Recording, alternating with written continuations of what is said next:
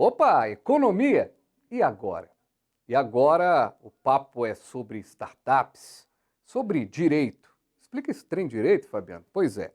Cuidados jurídicos na hora de abrir uma startup. Pesquisas de viabilidade do nome do empreendimento pode ajudar. Registrar a marca é fundamental. Inclusive tem gente famosa tendo problema com as marcas. E até mesmo a importância de uma assessoria jurídica para as startups. Tudo isso no pacote para a gente conversar com ela, Lorena Lage, que é advogada especialista em startup. Lorena, satisfação recebê-la aqui no programa. Muito bacana a gente poder falar sobre startups, algo novo, né? Legal demais, Fabiana. É um enorme prazer estar aqui com você. Estou super empolgada para esse papo.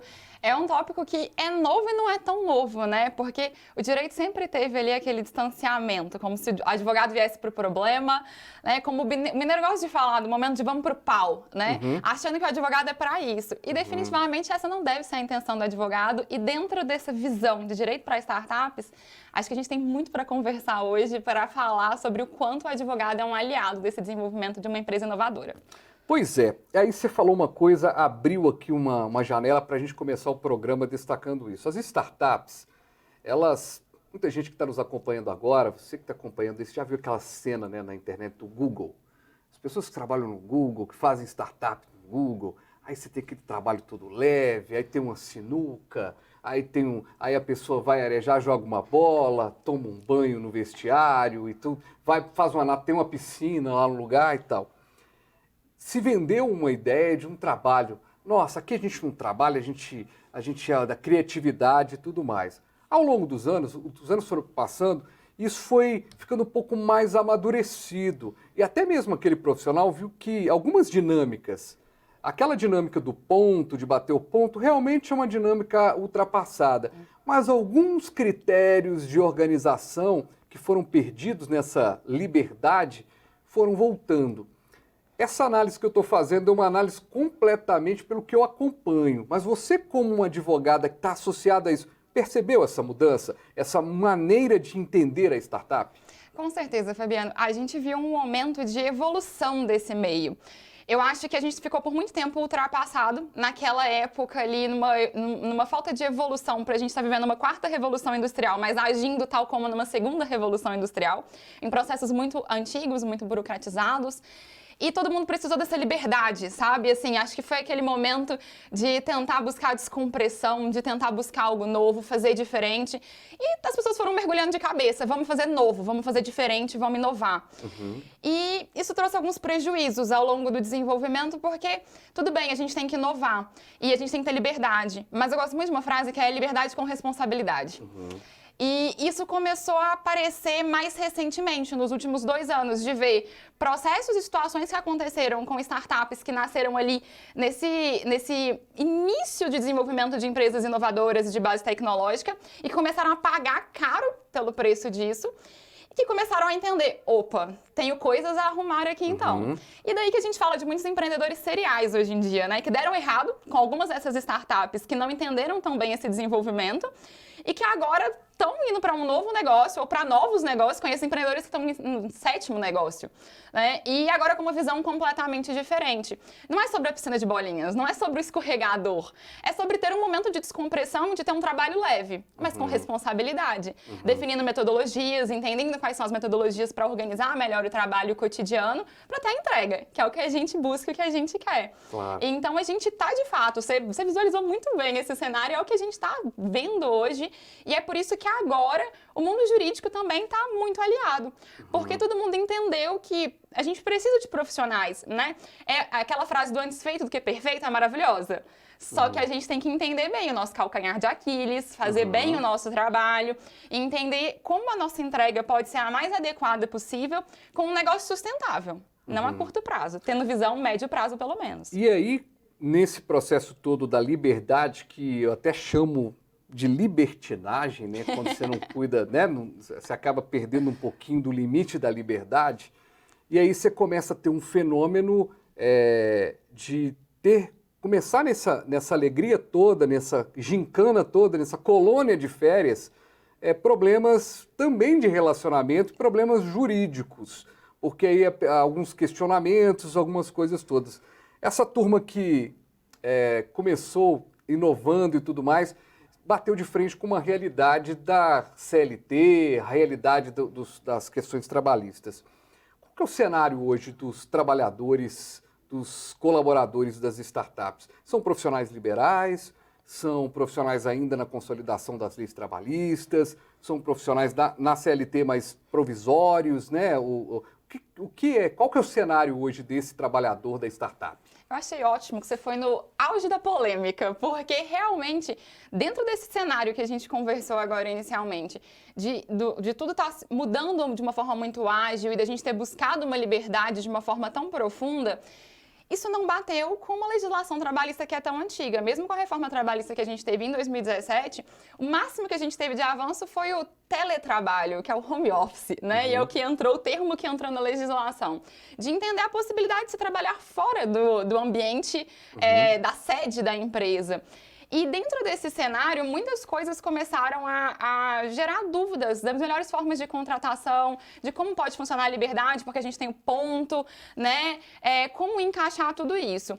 Hoje a gente vive um cenário muito complicado, de muito aprendizado para o mundo jurídico, para entender como a gente pode regulamentar e trazer segurança para os colaboradores, que é importante de fato, a gente não pode precarizar o trabalho, mas de também dar essa liberdade e de permitir que esses novos empreendedores, essas novas empresas de base tecnológica inovadoras que nascem, de conseguirem prover um trabalho mais prazeroso, com descompressão. Então a gente está num limbo, num momento muito complexo. A gente já teve essa evolução, pelo menos, do home office, desse teletrabalho, que permite não ter o ponto, de deixar uma liberdade maior para a produtividade, para as atividades, mas também de dar um cenário de cuidados mínimos, né, com a saúde daquele trabalhador em casa, de eventualmente apoiar em contas relacionadas à casa, porque se ele não está na sede da empresa, ele tem lá mais contas em casa, de internet, Sim. de telefone, energia elétrica, o que for. Então tem novos... um novo dilema. A gente passa a ter novos dilemas agora. Agora, quais são as formas mais comuns de serem contratadas? A gente falou de CLT. Que está previsto lá na CLT, formato teletrabalho, agora mais seguindo para esse formato híbrido, né? As pessoas estão começando a voltar para trabalhar na empresa, então tem mais ficado esse cenário híbrido agora, mas também tem outros formatos. Nesse universo da tecnologia, a gente tem passado por uma dificuldade muito grande relacionado aos profissionais de tecnologia. Hoje, a contratação de profissionais de tecnologia está sendo um dilema e uma busca muito complexa, porque a gente tem uma alta demanda e poucos profissionais preparados, né? Então, hoje a gente tem, por exemplo, profissionais recém-formados na tecnologia que estão ganhando em dólares, 10 mil dólares. Né? Isso já mostra o quanto, para quem é de outras áreas como nós somos, a gente sabe que isso está completamente fora da realidade, desproporcional. E dentro desse cenário, empresas estrangeiras estão contratando brasileiros pagando em dólar, as empresas brasileiras não estão sabendo a melhor forma de contratar, esses profissionais de tecnologia estão trabalhando para 1, 2, 3 empresas simultaneamente, né? Porque vem aí com outros dilemas das novas gerações que querem trabalhar para mais de uma empresa, né? A gente fala hoje do profissional ///, né? ///. Ele quer trabalhar em várias funções, ele quer ter várias atividades, ele não quer trabalhar só num lugar. Então a gente vive esse cenário hoje que torna muito complexa essa contratação. E aí o CLT não encaixa tão bem mais, né? Isso aí que eu ia te falar. Quando você pega o CLT, aí você coloca o cara, você vai ter uma jornada de 8 horas, 2 horas de almoço, o cara já olha assim e fala assim, quero isso não. Ele dá uma gargalhada na cara do recrutador. Ele não fica, né? E agora, até pegando um pouco dessa questão toda, né? Eu acho que tem 2 pontos que eu já falei aqui no programa que eu não gosto, que é da gourmetização do trabalho, ou seja, aquela pessoa que nós, e o empreendedor de palco, que não é o caso daqui. Mas quando a gente pega, para além dessa gourmetização do trabalho, né, dessa coisa, gourmetização não, glamorização do trabalho, falei gourmetização, não, glamorização, porque a pessoa, a vida do trabalho, tudo, e a gente sabe que trabalho é trabalho, e se tivesse outro nome ia ser férias, né, não ia ser trabalho. Mas no caso do trabalhador atual, desse //, gostei, nunca tinha ouvido, //, esse trabalhador, ele hoje, para o nosso sistema jurídico. Aí eu estou perguntando para alguém que está mergulhado nas startups e que é advogado. Então isso é um papo, um mar bastante interessante. Mas parece que a coisa não foi feita um para o outro. Não tem uma sensação assim de que esse trabalhador que tem essa cabeça da demanda, eu resolvo por demanda, que eu acredito que é o caminho para a vida. Sim. Então, se você tem demanda, você resolve. Então, são 50 relatórios que eu tenho que fazer no dia, tá aqui os 50. Se eu fiz em 3 horas, se eu fiz em 8, não vai mudar nada.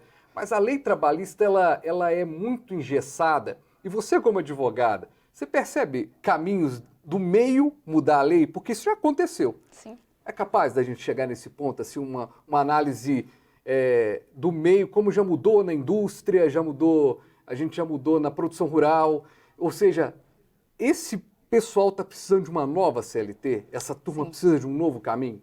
Sim, sem dúvidas. E isso é histórico, na verdade. A evolução do mundo jurídico, ela vai muito nesse caminho de entender quais são os novos desafios, qual é o novo cenário e o que a gente precisa regulamentar. Porque não adianta a gente regulamentar com base em si alguma coisa acontecer.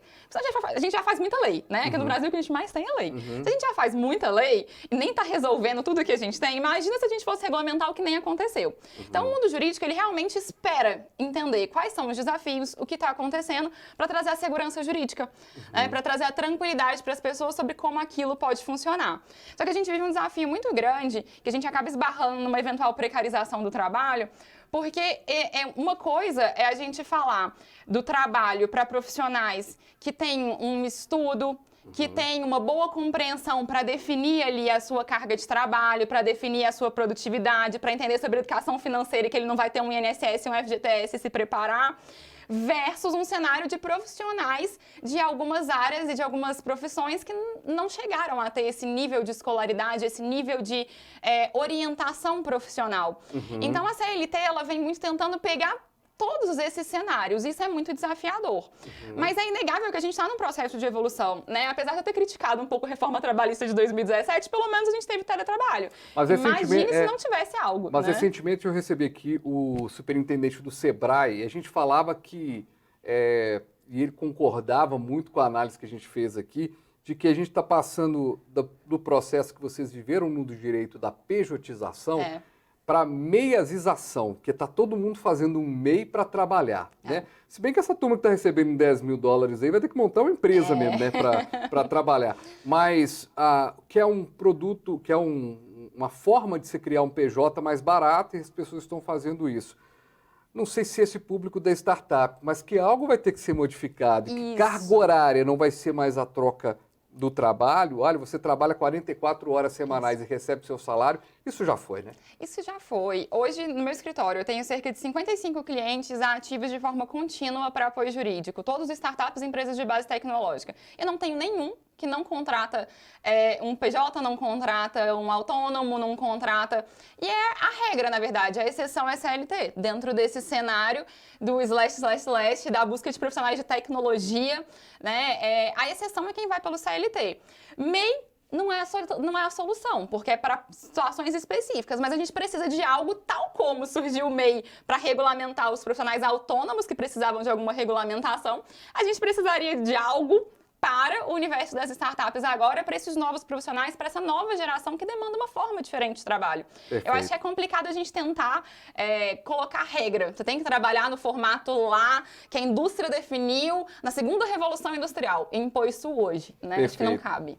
Lorena, a gente vai para um breve intervalo. Na volta, a gente vai continuar essa discussão. Inclusive, gente, você, empreendedor, que não tem startup também, pode continuar aí. A gente vai falar sobre marca. Para startup é importante, mas para sua empresa também. Você pode perder sua marca e tem famosos aí com dificuldades para manter essa marca. E eu quero aproveitar também, antes de sair para esse bloco, fazer um convite para você. É que no dia 12, nos dias 12, 13 e 14 de agosto, vai acontecer o Conexão Empresarial. E esse evento vai contar com empresas, personalidades, políticos, uma discussão super importante, é o tradicional Conexão Empresarial do Grupo Viver Brasil. E esse evento tem uma novidade. Você, telespectador e telespectadora aqui do canal Viver Brasil, do Nossa Economia Agora, vai poder concorrer a um stand para estar no evento. Isso mesmo.